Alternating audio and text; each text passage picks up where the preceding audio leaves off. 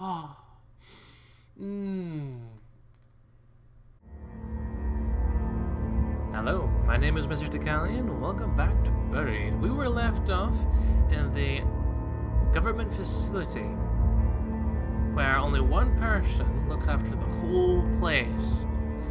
And it seems that something may have got out when we got in, which apparently is very surprising to him. Anyway, let's end this chapter and head off to chapter 3.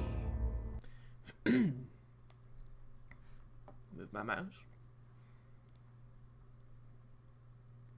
Curiosity. Oh yes, forgot about this one. You and 39 of players obeyed the warning sign and stayed away from the glow. The majority stepped in front of Dennis to protect him from Marcus. The majority were easy on Marcus after he surrendered. Let us begin chapter 3.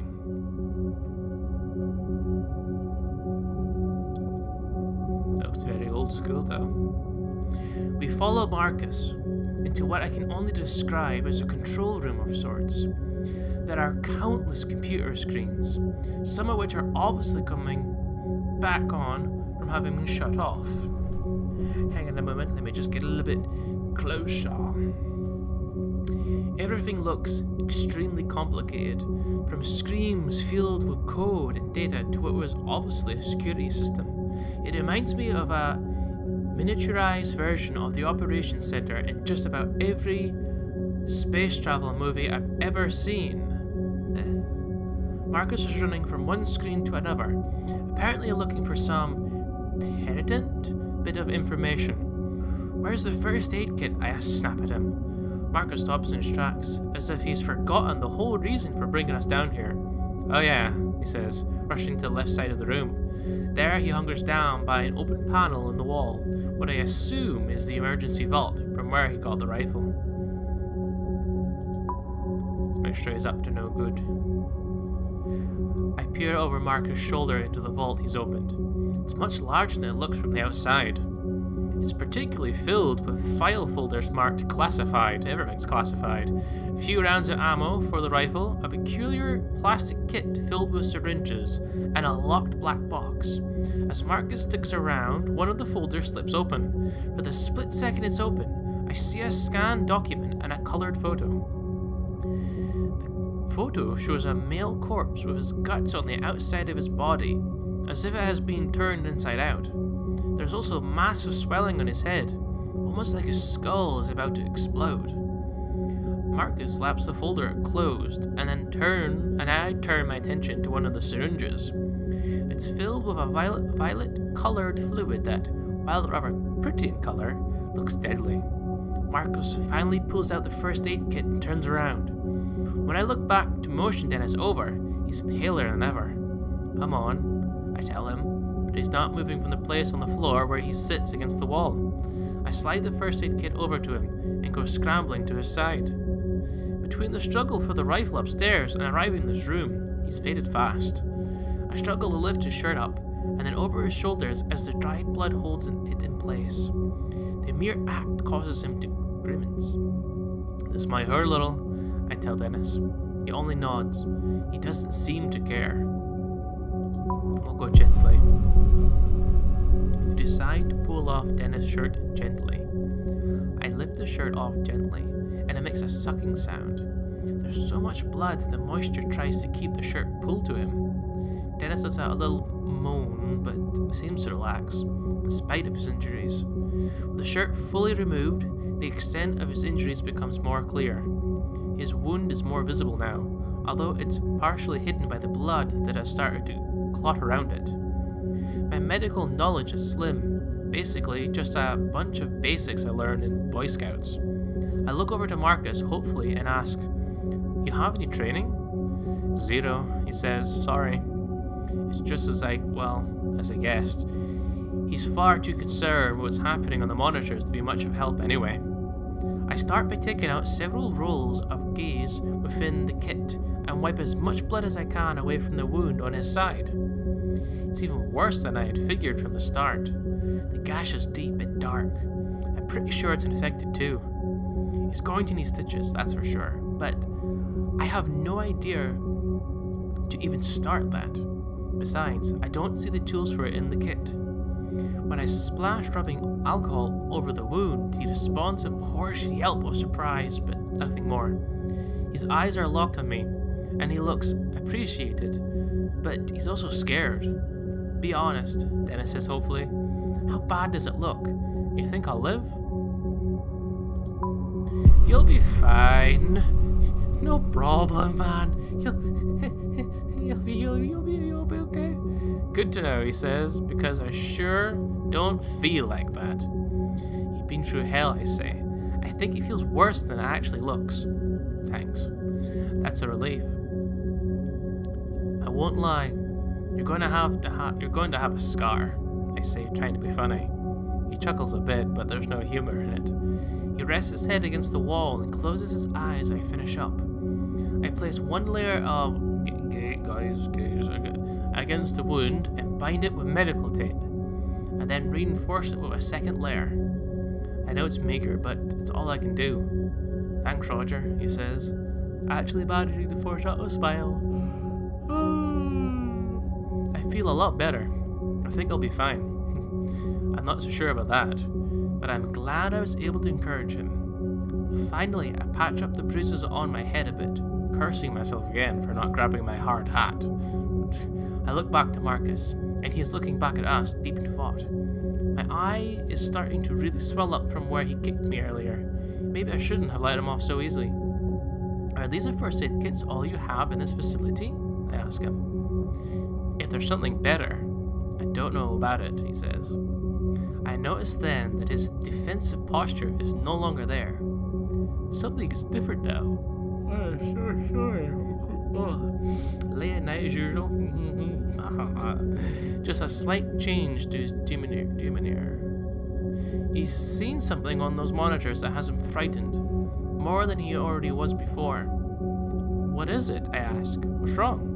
His eyes travel around the room, and it's obvious that he's trying to decide whether or not to tell me the truth. Why don't I look myself? Rather than wait for him, I get up and scan the screens behind him, seeing if I can find any clues I had missed moments ago. After a few moments, I see a few things even I can comprehend hidden in the complex information on most of the screens. On one screen, I see what looks like a power meter that is slowly climbing upwards. A single message is flashing beneath it. It reads, "Unexpected power failure, foreign entity." Another message trickling along the bottom of a black screen says, "Safety locks on level 3. Containment doors engaged. Override." I see still scenes on a few other screens that I assume are security cameras showing hallways and passages from elsewhere in the facility. One of them shows the first level hallway we were on just a few minutes ago. Another shows a hallway I don't recognize. The floor is covered in blood. From just off the screen, I see what I think might be a human body, but it's bent in an impossible way. It looks like the body's legs and torso have somehow been merged or melted into the floor. I have no idea, he says. I didn't see it. Whatever happened to that guy must have happened in the last minute or so. What the hell? I ask. There's something still happening? Are we still in danger? He turns away, clearly fearing he has already said too much. And as bad as that is, there's a scene on another monitor that makes my blood go cold and my fear spike to level somewhere near terror. The scene is very familiar. It's the logging site. The equipment is unmistakably mine. I can even see my truck. Something like fury starts to rise up in my guts, momentarily pushing aside the fear. For a moment, I consider just tearing into him, a few punches and a shove against the wall. Nothing more. I want answers, and I want them now, but I'm not sure which would provide more answers, asking calmly or kicking his ass. What do you think? I don't think he would be particularly... I mean, he's surprised the fact that the whole place is shut down. So, I don't think he's really responsible for what happened to the logging site, so we'll go for calm. But most people did go for calm, though. Could you please explain to me why you've been spying on my crew? My anger is prodding at me. I have to hold it back again. It's near the surface and demanding a release. It was part of my job. Mine and a few others. Your crew has been watched ever since you set up your equipment. Why? Because you're working with heavy equipment, some of which digs into the ground, less than a mile from a secret government facility. I had no idea of that, I say. How could I have known? Marcus gives me that same crooked, trembling smile that is beginning to creep me out. Because those things would draw attention to this place, he says. You have no idea how secretive this facility is. Besides, I know that the higher-ups looked into it. Your site isn't on government land. It's shy by about 300 yards. Every piece of your equipment is on private property. The timber tract you purchased from Mr. Gladstone 2 months ago. So even if we wanted to intervene and keep your crew away, we couldn't have without stirring up a fuss. The fact that someone with such a low-level clearance knows this much about my logging crew is unnerving. If you've been watching us, why didn't you recognize us when we met in the hallway? He shakes his head and exhales, like it's obvious. The cameras have a bird's eye view. I can't see faces. We just track bodies and names. Good point. Then you should know. Look, Marcus says. All of you were on site as usual before the incident. It had been a few hours since I had checked, though. I can tell you're starting to get rattled by this interrogation. You continue with eyes fixed on the keyboard. They might have come near the facility, or maybe not. I don't know. I'd tell you if I did, okay? Well, are they inside the facility? I shout. You have cameras everywhere, right? Look for them. Marcus puts his hands up, defensively. I've been looking all over and I haven't seen your crew. But, he adds, the lower levels don't have any cameras. Classified. I'm not sure how they would have gotten there, but it's a possibility. I'm still shocked that we were being watched. Do they know everything about us? I'm telling you, Marcus said. The depth of influence in this facility goes deep. There are 36 employees down here. Outside of those employees, only 5 other people know this place exists. Just try to remain calm. What do all these people do here? I ask, keeping my voice level. He doesn't even pause to consider if he should go any further. He actually laughs when he gives us me the answer. I honestly don't know anything, probably very little, but what I do know is that it is more than Black Ops. What does that mean? I ask. There are scientists here who have been disowned by their own governments because of the nature of their work. You get it now? I don't. Not at all. But I don't want him to know about that. You said there are 36 employees, I say. Where are they now? He shakes his head. As far as I know, everyone else is gone. Gone where? He points to the screen that still informs us of the unexpected power failure and cringes. If this power failure was not corrected in time, there's no telling. But they're here in the facility somewhere, right? I ask, hoping someone will be able to help Dennis better than I can. I just don't know, Marcus says. They could be anywhere. Look, I say, furious with the way he's talking riddles. I don't... Oh, God, Dennis says. I look over to him, and he looks as pale as a ghost. He stood up, and his eyes are locked in the monitor closest to him. What? I ask. He simply points to the monitor and then looks away. I look to the monitor and see the lock in sight. And more specifically, I see the overturned dozer and the leg sticking out from under it, wearing workbooks, right where I left him. Tony.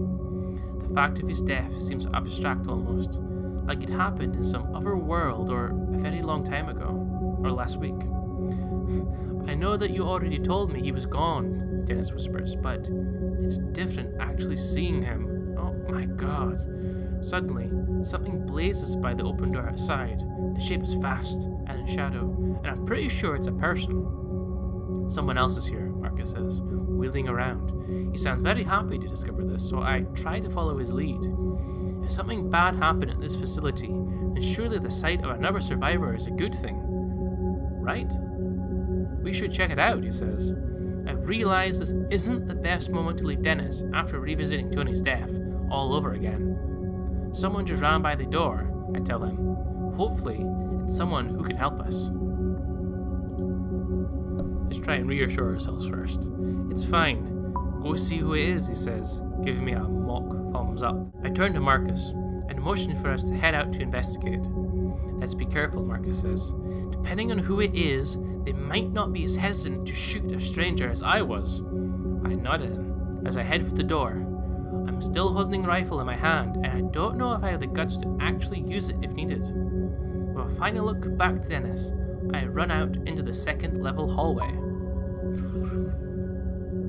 Are we sure it's an actual survivor?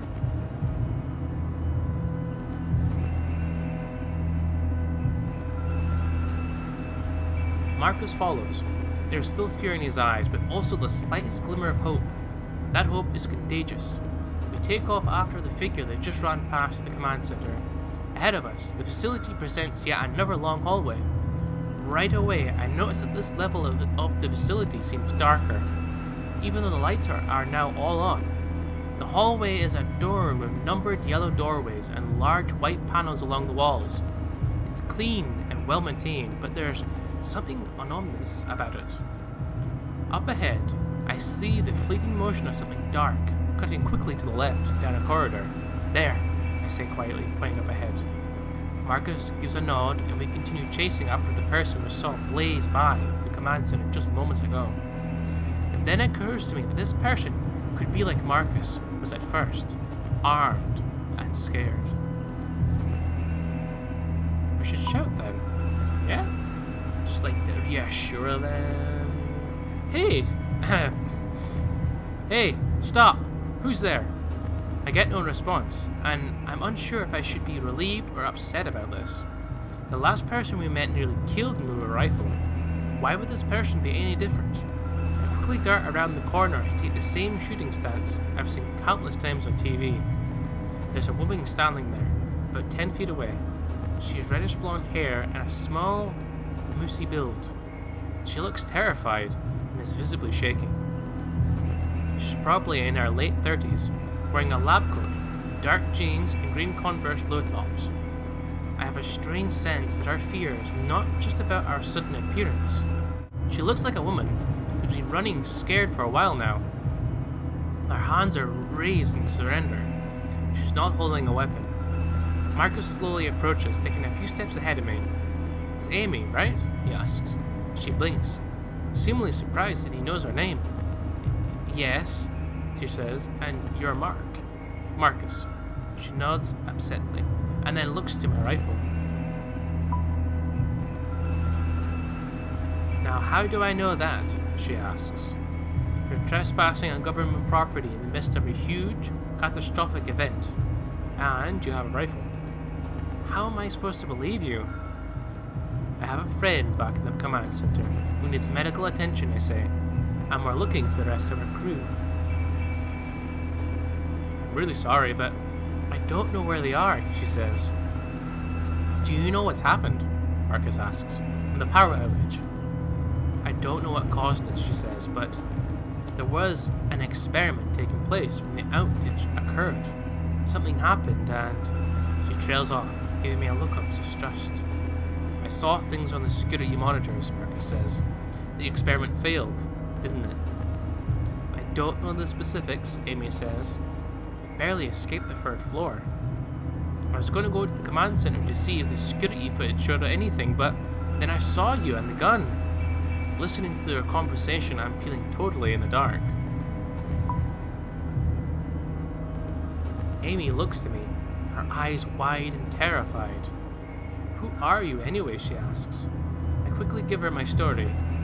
A logger, stranded in the woods, following a peculiar explosion at the locking site. As I tell her, recognition blooms in her eyes. You're one of the loggers?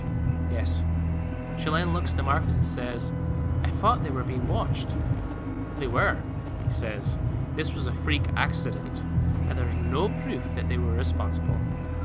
I feel myself wanting to submit to all of the questions that are piling up in my head, but Dennis is waiting for me. I decide that, despite my curiosity, I need to get Dennis help as soon as humanly possible. Look, is there any medical help to be had here or not? I ask.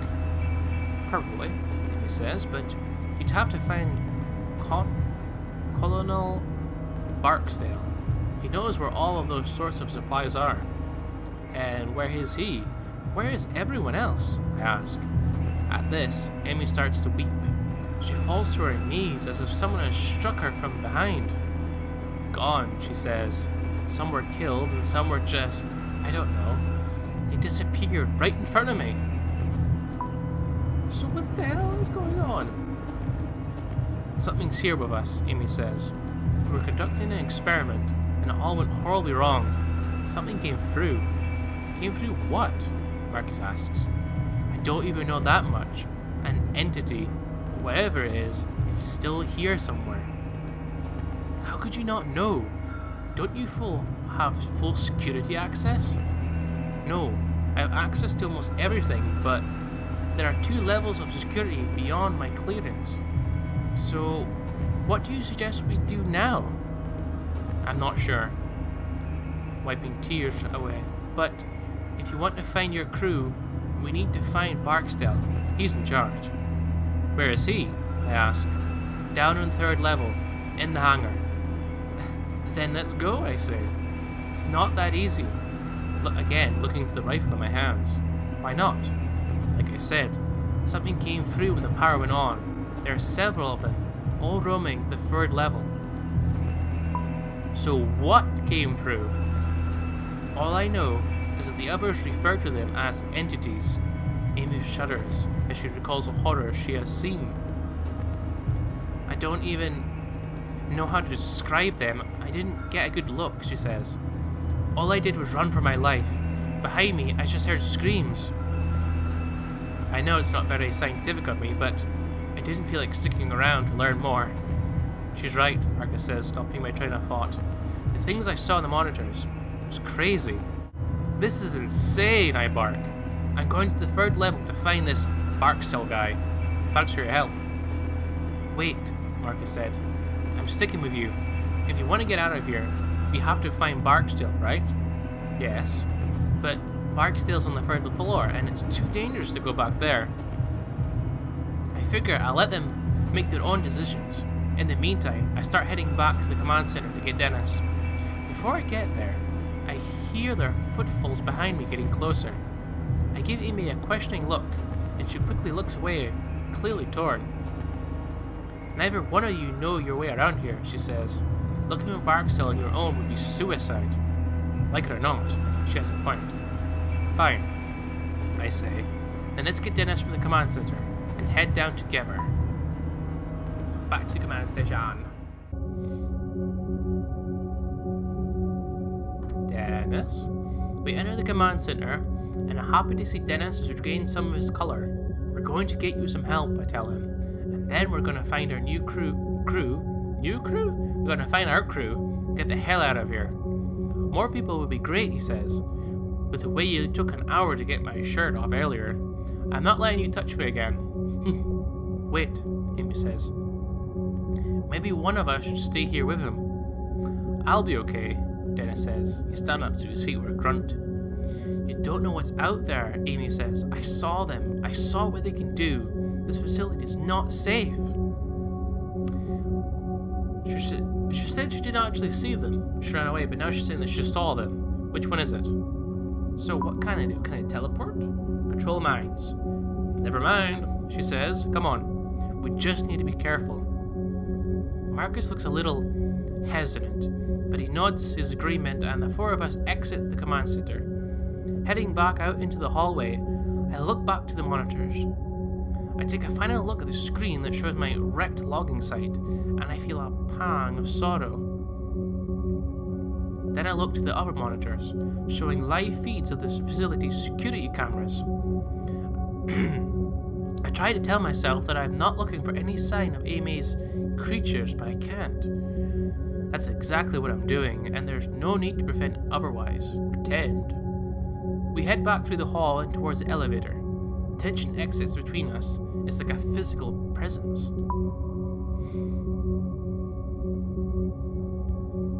Back into the lovely elevator.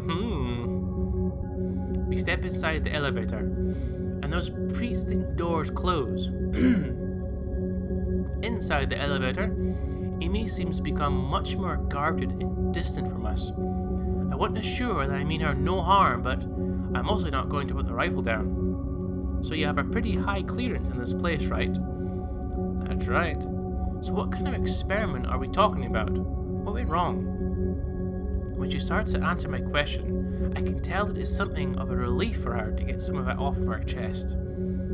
There's been a lot of work on a project taking place here over the last 3 years or so. The purpose is to find out if there's any real, valuable science behind point-to-point instantation.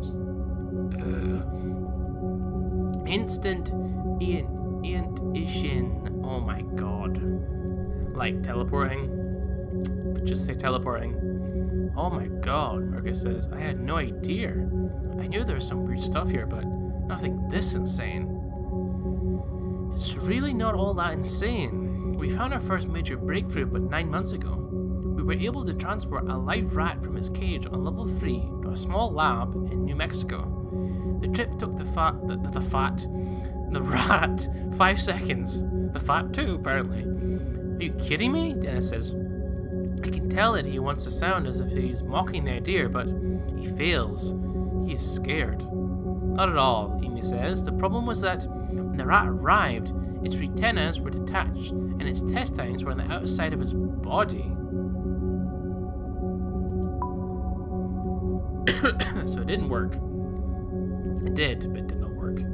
Well, about 6 months ago, we successfully made that same experiment. The rat arrived in great health, and this time, in just 3 seconds.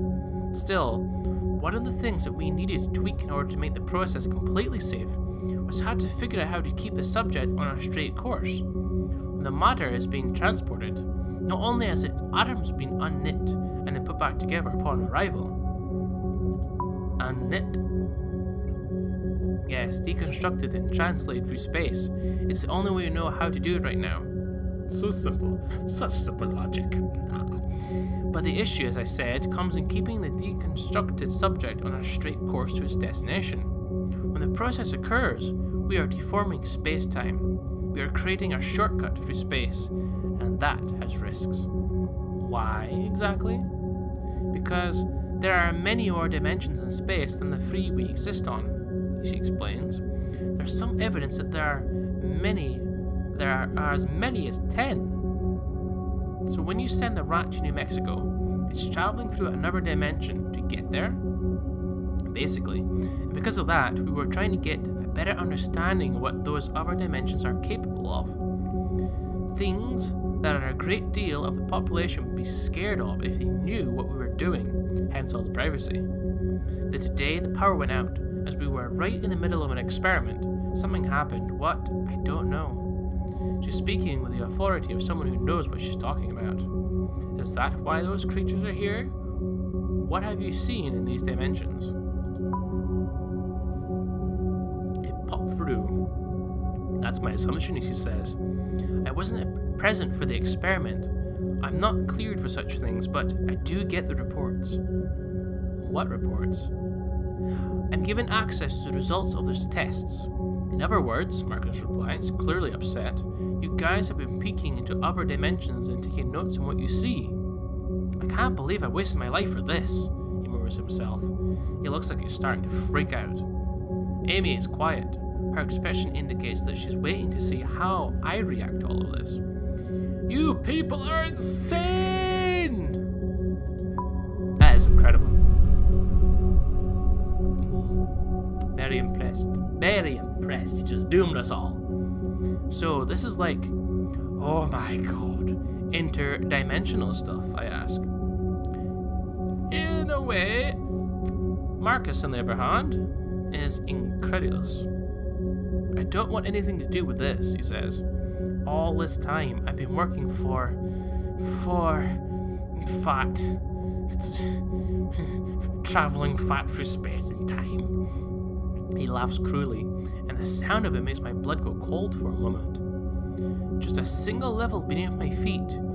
Phew, you've been tearing apart space and time. When the elevator doors open, I can't get out fast enough. The tension is growing way too thick for my liking.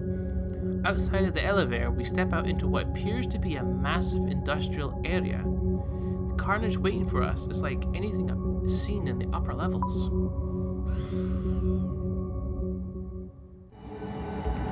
Oh dear. Just getting worse and worse. Worse and worse. The area looks industrial, it does. Like everything was built for utility only. But more noticeably, is that all of this is all of the blood. But more noticeably than that is all of the blood. I cannot read. My God, I have never seen so much blood. Those creatures must have had a field day. Holy moly. Marcus says, looking like a man that just woke from a very bad dream. There were more personnel in this area when the experiment went haywire, Amy says, as if the explanation makes it all better. The research you all do down here had better be worth it, I say. We have to get moving, or we're going to lose our nerve. Amy, let's focus. Let's focus on reading the story, Amy, let's focus, please. Please, Amy. Barksdale is in the hangar, I ask. If he's still alive, yes. That's where he'll be. Then let's hurry, I say. As far as I can tell, Dennis is doing much better, but I'm beginning to grow tired of trying to keep my fear at bay. Reading the blood on the floor and the silence of level 3, and Amy's talk of the lab rats. I am getting freaked out. Amy, you take the lead. I'll go first. Stay behind me. Amy, you can go first. The four of us start walking ahead, Amy taking the lead. We stop walking when we come to the remains of what looks to be 3 different people. It is hard to tell how many bodies there were because they have been torn to shreds and are distorted. 2 of the bodies look as if they had been fused together. Another man looks to have had his leg welded through the floor.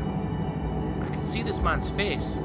He died in an abject state of terror, his mouth priced open in an external scream. Why would we want to investigate the bodies?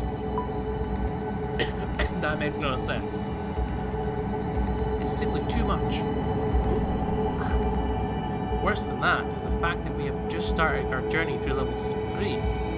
If there is worse waiting up ahead, I don't think I'm going to be able to make it. Dennis steps up beside me, and when he speaks, his voice is soft and flat. What in the hell could do that to someone, he asks. The things I saw, Amy answers. They could do it pretty easily, I think. She looks pale, and I think that she may pass out at any moment. Tears spill from her eyes, and she's visibly shaken.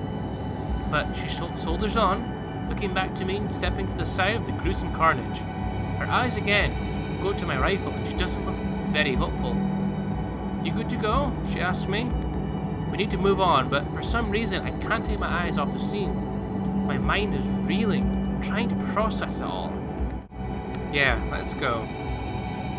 Look around some more. Let's look around some more.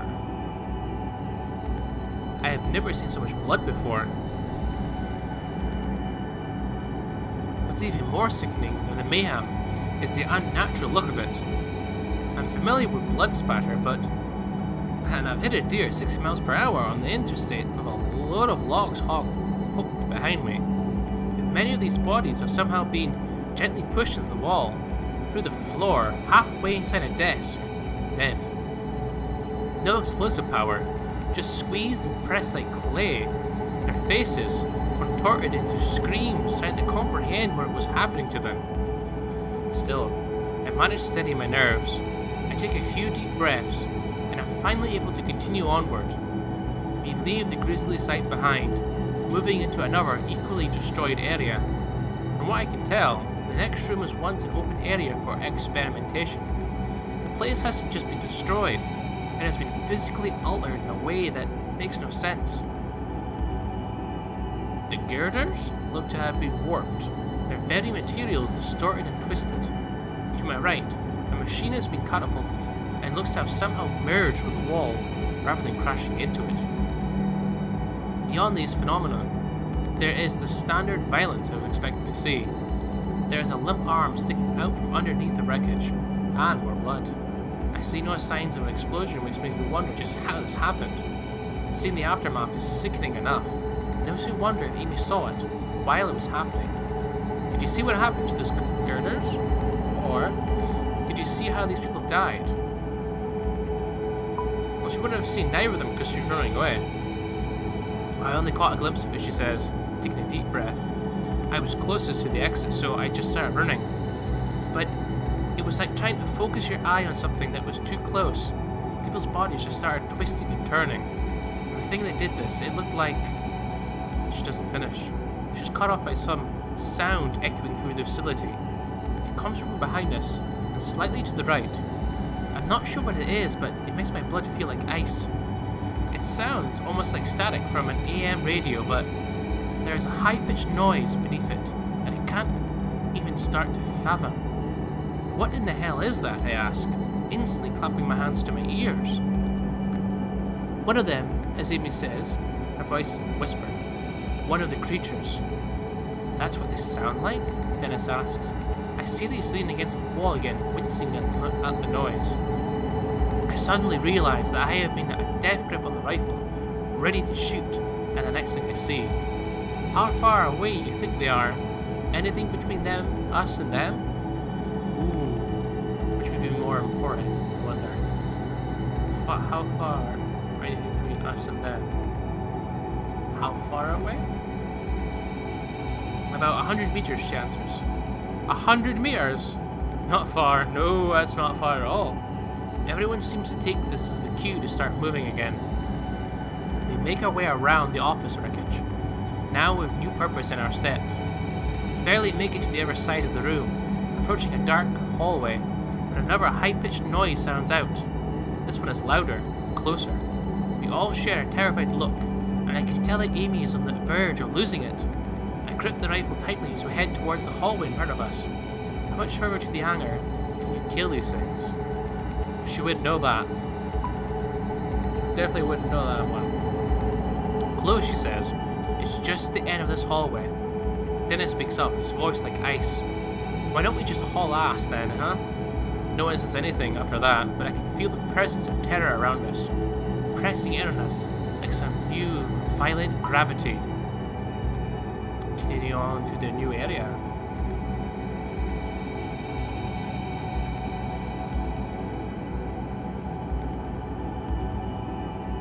Small utility hallway is well lit. It looks as if it was designed to not only be used by select maintenance workers. What goes on in this area, I ask. I'm looking at Marcus as I ask the question, but he only shrugs in response. She might know, he replies, pointing to Amy. I've never been down here before. It's just a utility hallway, Amy says, but at the end there is a maintenance room. There should be a gun or two in there. It's also the most direct path to the hangar entrance. As we walk quickly and quietly down the hall, I take a glimpse ahead and feel the hair on the back of my neck stand on end. The lights become more sparsely spaced, and it's impossible to see just how far the hall extends into the darkness. This hallway has the occasional trace of bloodshed, but nothing like the main area we've come from. We continue further down, and just as I begin to see what it looks like a large metal door further ahead, I hear yet another shrill sound. This one sounds further away, but no less demonic. How many of these things did you see? Dennis asked Amy. 3, but that's just what I saw. There could be more. What did they look like? Dennis asks. Can we talk about something else? Yeah, what are we dealing with? Yeah, what kind of that way we knew what to look out for. I don't even know how to explain them, she says. Monsters. That's the only word I can think of. My mind seemed to struggle just trying to understand what I was seeing. They're big, and they seem to jerk around every few feet or so. They look like they're made of light. That's about all I know for sure.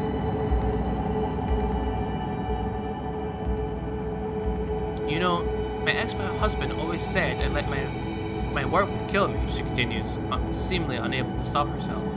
I mean, I doubt he managed this exact scenario, but still. As we make our way to the hangar doors, another high-pitched noise rings out, angrier now. Amy stops walking, causing all of us to stop and turn to her. We have to do something to slow those things down, she says. No, Marcus snaps. There's no time. We need to distance ourselves and get to the hangar, fast. Amy ignores him, deep in thought. There's an old hydraulic door set into the wall right here, she says. It hasn't been used for years, though. She looks to me, pleading our case. Together we might be able to pull it close behind us to keep those things back. Those old hydraulic doors weigh a ton, she says. There's no way it'll work. Roger, Amy says. What do you think? They'll have a harder time getting to us if these doors are locked. Look, Marcus shouts, turning to me. We need to get to the hangar now.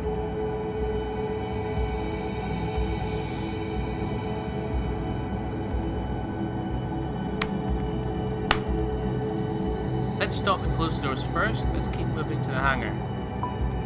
We should probably close the doors first. You decide to try to close the doors. Try. Damn it, Marcus says. We don't have time for this. Amy ignores him and starts feeling along the hallway for a groove. Dennis and I start looking as well. A minute passes, and I see a small metal frame that runs from the floor. From the floor, the ceiling. From the floor, the ceiling! Is that it, I ask? Yes, Amy says. Look to the floor and see an old metal track that runs along the frame. Let's move it, I say. Amy, Dennis, and I start pulling as hard as we can. But it barely budges an inch. Behind us, that static noise rings out again. My heart seems to stutter, and Marcus lets out a little whine. We're running out of time. We need to go. Those things are getting closer every second. Help us. Do something. It won't make a difference, he says. We shut up and help us, and then we'll find out. Reluctantly, Marcus walks over and grasps the door. We all groan as we strain to pull. It starts inching slowly, and then begins moving steadily. Once we get it started, it slides easily. As we near the wall, closing off the hallway behind us, I think I can see the merest glimpse of an odd, illuminated shape in the darkness. It's caught off by the slight thump of the hydraulic door being pushed against the frame of the opposite wall. Amy turns a lock into place. Great. Now let's haul ass, says Marcus. We all turn and get moving again, still feeling unsure about our prospects. The fact that yet another shrill noise out elsewhere in the facility is not calming. And then there are two of them. It's almost like they are calling out to one another. The doors to the hangars sit up ahead like the entrance to some enormous labyrinth. Don't tell me we're trapped now. When we reach the hangar doors, I get a true sense of how impenetrable they are. A computer terminal is mounted on the wall nearby and has a blinking red light. Any idea what this means, I ask? It's an automatic lock, a failsafe from the lockdown. I've never been put down here before, Marcus says. If I had known this door was here, I would have opened it earlier. How? The fear in her voice is more present than ever. From the command center, he says. You need to override from there first, then use this terminal to open the hangar doors. The command center on the second floor? I ask. Yeah. Amy shakes her head and lets out a nervous laugh. Are you kidding? She asks. We just pulled that hydraulic door and blocked off the hallway, remember? Great. If you want to get into the hangar, we have to get back to the command center, Marcus says. Isn't there another way? Turning to Marcus, Amy replies, well, there is another elevator, but we'll need to go through biochem storage. I need to stay with Dennis so he can rest, I say. You two go. You know your way around this place, and you know the controls, Marcus. Fine. But we'll need to be armored. Armed? Armored? Armored and armed. Armored and armed, people! Armored and armed! Give Amy the gun or give Marcus the gun? Who do I trust more? I don't trust either of them. Marcus to try and kill me and then wrestle off of him. Amy, not so much. I think I'll try giving it to Amy. Probably a bad decision either way, to be honest. I hand Amy the rifle and she turns to go. Marcus gives me a concerned look but follows along behind her. Once Amy and Marcus make it a good distance down the hallway, Dennis lets out a nervous laugh. "And then there were two," he says. Dennis looks much better, but he still needs to use the wall to stay standing. Didn't Amy say that there were guns and emergency kits in the maintenance room near the hangar doors? Yeah, I think so. I look ahead and see a door to the right that reads maintenance. Might as well give it a try. I go to the door, try to open it, and find that it's locked. Let's try pushing it first. I give it a hard shove, but it doesn't budge. I'm about to try again.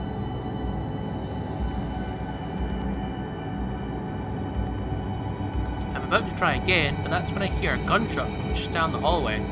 My first thought is that Amy and Marcus have come upon one of those things, one of the monsters. But I don't hear any of that strange static sound I've come to associate with them. Alarm bells will go over my head, and before I know it, I'm heading back down the hall, away from the hangar doors. "Stay here, I'll be right back," I whisper over my shoulder to Dennis. "See if you can find out how to get into that maintenance room." "Where are you going?" I don't bother answering him, as I bound through the door where Amy and Marcus went. Has Amy killed Marcus, or did Marcus try to kill Amy?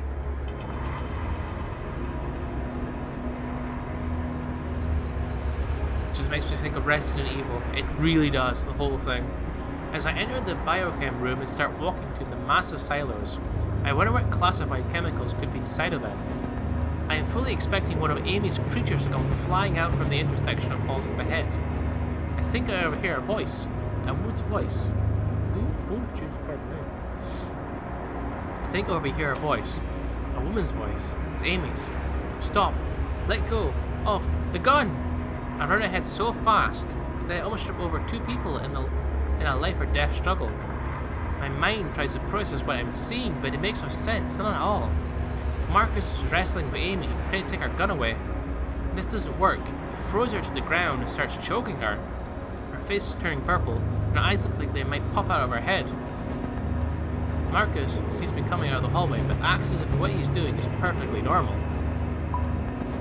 What? I start rushing towards him before I really know what I'm doing. I bring my fist down in a hard arc across the bridge of his nose, and I'm rewarded with a sick cracking sound. He cries out as he falls to the ground, looking at me as if he doesn't understand why I punched him. On the floor, Amy clutches at her neck and gasps for breath. I start to fear that I was at a moment too late, just as I see the rifle has been thrown across the floor. Marcus seems to have noticed this at the exact same moment that I do. We both go for the rifle at once. He takes a single stumbling step towards it, wobbling a bit from my punch. I dive for it, and when I hit the floor, it feels like I'm a baseball player trying to steal third. Our hands both fall on it, and when I yank it away, he manages to kick me, knocking the rifle on the floor again. The kick catches me squarely in my ribs, knocking the breath out of me. "What the hell are you doing?" he yells at me. "By killing her, I'm saving us. All of this was her fault." I sense that he truly believes this, but if that's the case, then why not just attack her when we were all together? The answer is simple. We might have stopped him. He wanted to kill her in private. And then what? What would he have done the same to Dennis and me? It seems fitting, really. When we first came upon Marcus, he had a gun on us. I'd been so relieved to see another human being that I had underestimated just how unhinged he was. Marcus and I both dive for the rifle, still laying on the floor, and start wrestling for possession. But I'm not confident I'll come away with it. As we struggle, he starts inching the muzzle out of the gun towards my face, a position I do not want to be in. I start pushing back hard, but if this thing accidentally fires, I'm not sure where I prefer the bullet to go, especially in this room full of chemical tanks. Oh god. Do I do it towards the tanks, or towards himself? Thanks. I grunt as I push the muzzle to face away from both of us, which ends up being towards the large tanks. In the struggle, the gun does go off, and after a flash, a bullet hole appears on the side of one of the tanks. A strange green liquid starts to leak out, and I hold my breath, hoping it's not explosive or harmful. It's not. As soon as it lands on the ground, some kind of thick, twisted moss starts to grow unnaturally fast. I have no idea what this is, or if it's safe for us to be rolling on the ground just a few feet from it. Luckily, this strange growth distracts Marcus for an instant. I grip the rifle tighter and push forward. The side of the rifle catches him directly in the chin. His head snaps back, and his hands release the rifle. I get to my feet as quickly as I can, swinging the rifle back around on him. For a moment, I think I've knocked him out, but his eyes flutter, and he looks at me as though I betrayed him. Her people, he says. It was them that did this. She deserves to die. She did this. I look to Amy and wish I could help her. I'm relieved to see what she is managing to draw in a few breaths. Her legs move as she tries to push herself into a sitting position. You wouldn't know, Marcus says. You didn't work here under their secrecy. You don't know what it was like to... He surprises me by lunging towards me, leaping from the floor like a human projectile. I don't have time to aim carefully. I have to react fast. Do I shoot him, or do I try to dodge? I don't want to kill people because the more people you've got, the better. His aim is poor, and his strength is failing, so I dodge him easily.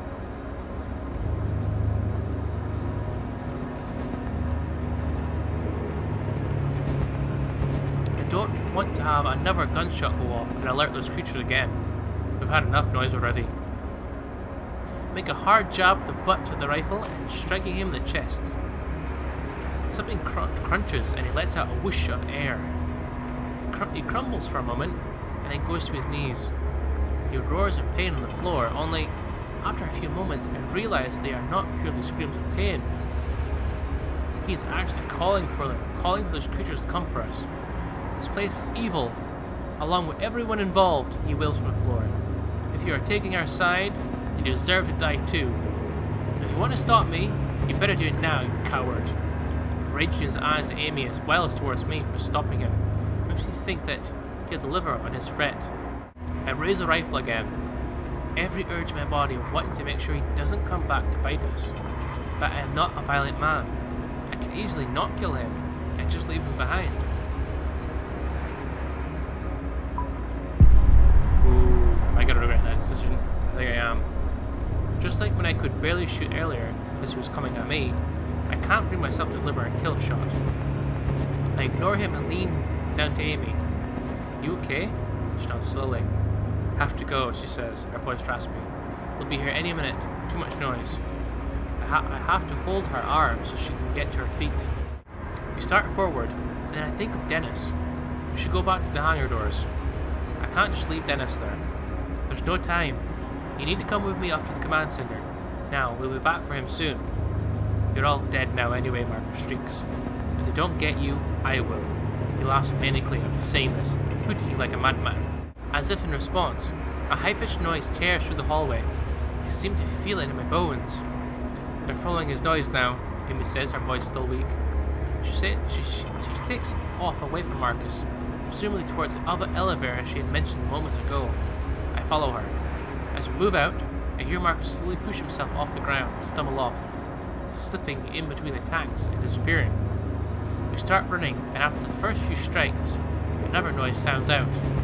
It sounds mechanical, but at the same time, it also reminds me of recordings I've heard of whale songs. A sound of metallic creaking and crashing echoing through the door I came in through. They've reached the hydraulic door we pulled, Amy says. The sound grows louder. The sound grows louder. It's clear they're struggling with it, which is good. We have a bit more time. I speed up my step to follow Amy as she leads the way to the other elevator. She's panting furiously, but pushes on. I can hear something rattling in her breath, likely the result of Marcus' attack. This makes me imagine how his cold, uncaring eyes must have looked, staring down at her as he tried to deliver her to her death. How she is still forgiving on this is beyond me. I'm sorry about Marcus, I say. It's not your fault. At least you had a meaty gun. I just hope we can find a way to survive this mess. Reassuring. I'm not so sure, she says, her eyes fixed straight ahead. I'm not sure I can blame her. I had just wanted to say something encouraging, I guess. We finally come to the elevator at the end of the row of silos. The elevator doors slide open slowly. At that moment, we hear something behind us, a strangled sort of whistling sound. We step inside and turn around to face the biochem room. Thankful, we'll be given a few moments to spare. The elevator doors remain open for 3 seconds before they start to slide closed again. In those 3 seconds, I see a large shape floating towards us. Before us over scent, like white glow, outlines an impossible shape. Behind it, I see another shape that's also entered the biochem room, and another. The third one breaks away from the other two, taking a quick right. It moves with eerie speed. That is the direction Marcus has gone. Honestly, the thought of them hunting him down doesn't bother me in the slightest. Amy is pressing the button to close the elevator doors over and over, but they stay open for what seems like an eternity. I curse whoever designed these damn doors.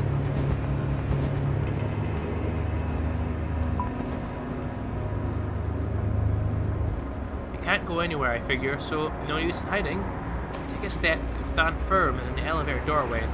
I hold the rifle steady, ready to fire, and that's when I see them in a clear light for the first time. I can see their features, their shape, and their colours, but my mind can't quite process it all. Nothing about them makes any sense. My eyes try to see a squid, but that's not what these things are. They are grey and white, and seem to be nothing more than squirming light. Their appendages are neither legs nor tentacles, but somewhere in between. They don't walk on these appendages, but use them to glide. They move like ghosts, and seem to jerk every few feet or so. And I'm pretty sure that these jerking effect is not a result of their moving, but my mind's inability to understand how they're moving exactly. It's also more than their appearance that makes a mockery of reality. The light around them that seems to bend inward, as if the space within the room has to reshape itself for their existence. That peculiar effect on the air makes their movement seem like something moving underwater, only faster. They use screeching union as they rush towards the elevator. They'll be inside here in another few seconds. I check the rifle and see that my ammo is diminishing. I have to start saving my shots. I'm going to have to be choosy. Let's not shoot. Let's not shoot.